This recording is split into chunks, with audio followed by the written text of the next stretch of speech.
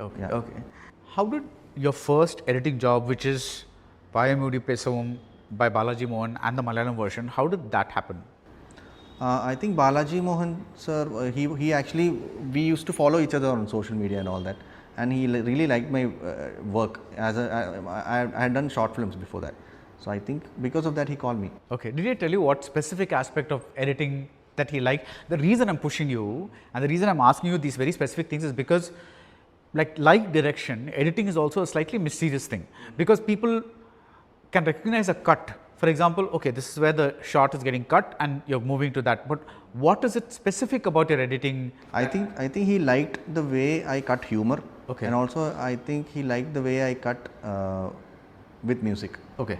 Yeah, the rhythm. The rhythm. Yeah. And later you got that, the one with stems and all that. Yeah, that was before. Okay. I realized the stems thing in 2013, and Balaji Mohan called me in 2014. Yeah, almost same time. But Yeah, so that helped you get your, Yeah. in a way, your first job. The Yeah. Tira trailer and other things. Also, maybe because of that. Yeah, okay. No, but I got an offer before Tira. Okay. Yeah, before Tira trailer was launched, Balaji Mohan had actually called me. Right. So he Now- saw my short films. Naslin in Mollywood Times wants to become a director. What did Abhinav Sunder Nayak want to become? A director. Yeah. So how did the editing thing come in? I used to edit my own short films. When I made my first short film when I was 15. So ever since then, and of course, on the time we don't have technicians, as in like we can't hire anyone. Yeah. Kids. So I downloaded a software called ULED video maker or something of that sort. And I had a mini DV tape camera, and we captured it through the USB cable and all that. And that's how I edited it. That's how I started. I think the first editing reference that I had was company, jump cuts. Okay. So that was Ram Gopal Varma. Okay. Ram Gopal Varma's company was my first opening to, oh, this is editing. Okay. So this jump cuts thing was something that I first found out in company. Okay. And I tried to replicate those jump cuts in my first short film. Yeah. But the thing is, that's because you're making a short film, you're the editor and the director, but it took you a long time to come to Mukundan Unni Associates, which is your first film as a director. No, I wrote my first feature film script when I was 23, 24, Okay. 23. But it never happened. Okay, so you became an editor because it was taking time for... Yeah, not just because of that. I just went with the flow, because if someone, a good filmmaker calls me, why should I say no? Yeah. I should just go and work with him. That was my, I didn't have any fixed plan. He called me, so I went and edited. But what about the films that you edit after you became a filmmaker?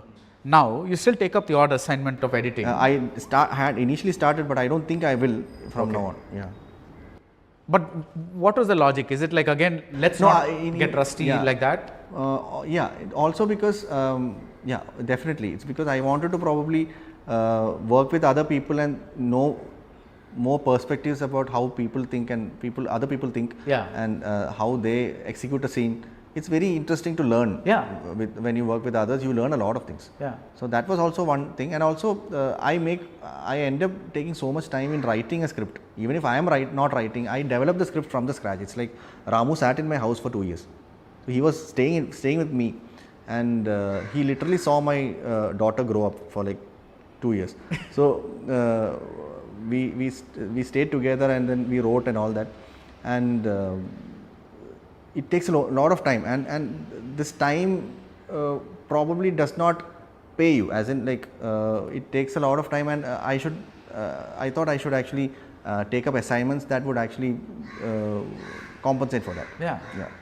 But don't you think that by giving up editing now, you're saying that now I probably won't do that? Yeah, because the thing is, like, I've realized that I'm someone who enjoys control.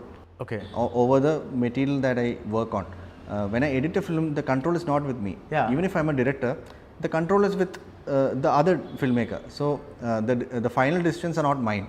So if I don't think I should edit films unless and until I get the final call. So for that, I need to make my own movies. But don't you think you're losing out on the educational aspect that you just talked about? Because everybody sees scenes a different way, everybody shoots a different way, and you will be very privileged because you get to see how the scene was shot, Maybe which the audience doesn't see, right? Yeah. Because we only see how the scene is complete now because of the editing. You see the bare bones of the the various cuts, the various staging and all that. So, isn't that a directorial education? It definitely is, but maybe I should stick to working with people I really know, or my friends probably. Okay. Because when you work with people who are not like very close to you, they'll have a completely different point of view. Yeah. And I am not like, I'm in a stage where I have like a fixed mindset and all that. So certain things, the other person may not be in sync with me. So and since I am a control freak, that also adds up to my stress. When I see a film that I've edited that was not in my control, and the work may not be satisfactory to me, and my name is still there in the film, that gives me a lot of stress. I can't talk, I can't tell, I can't shout to the world that, oh no, this was not my decision. Is not mine. This is not mine. That's a very childish thing to do. So, but it actually gives me stress. It gives me a lot of stress to see a film that is not something that I approve with my name in it. So for that, I don't think I should take up editing projects that from filmmakers who I'm not very close to. Right.